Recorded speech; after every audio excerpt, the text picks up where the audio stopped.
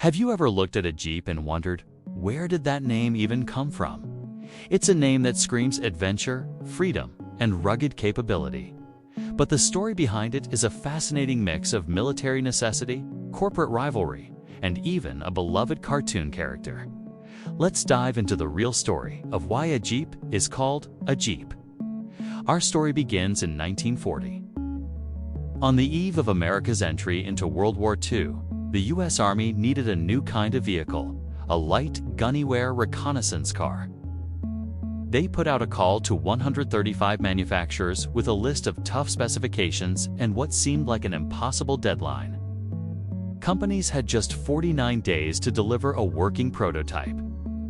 Think about that, less than 2 months to design and build a brand new vehicle from scratch. Most companies didn't even try. Only one, the tiny American Bantam Car Company in Pennsylvania, took on the challenge and met the deadline. Bantam's design was a hit, but the Army, fearing Bantam was too small to handle a massive production order, gave the blueprints to two larger, more established automakers, Willys Overland and Ford. They were encouraged to make their own improvements. This kicked off a fierce rivalry. Willys Overland came up with a more powerful engine, the Godevel, which ultimately won them the primary contract. Ford contributed the iconic stamped, slotted grille that we still see on Jeeps today. The final vehicle was a hybrid, a blend of the best features from all three companies, but it was Willys Overland that would build most of them. So, we have the vehicle, but what about the name? The most common story you'll hear is that Jeep comes from the military designation GP for general purpose. It sounds plausible, right? GP? Jeep. Makes sense. But it's probably not true.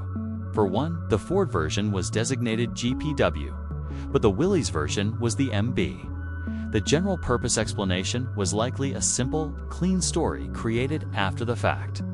The real origin is a bit more fun and a lot stranger. Let's talk about Popeye.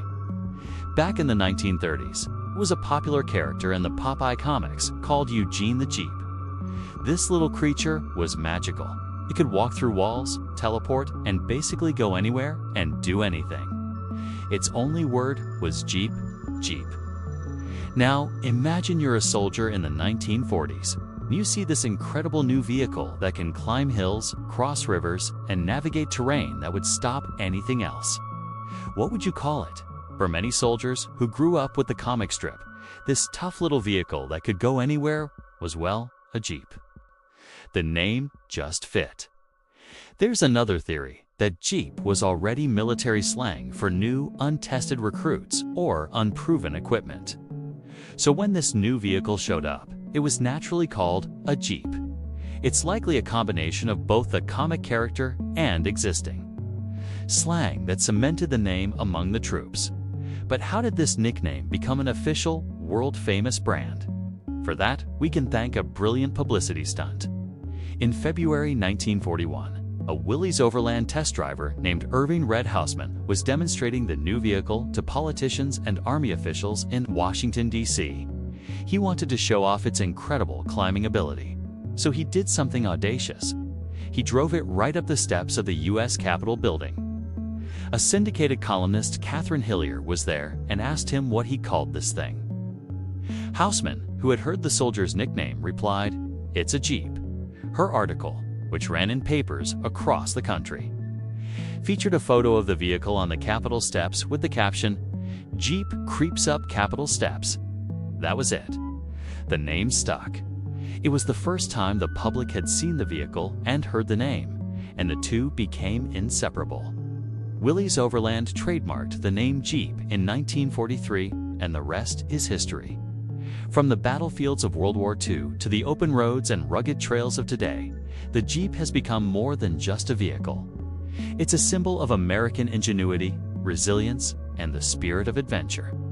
It's a direct link to a pivotal moment in history, a brand born from necessity and baptized in a moment of brilliant showmanship.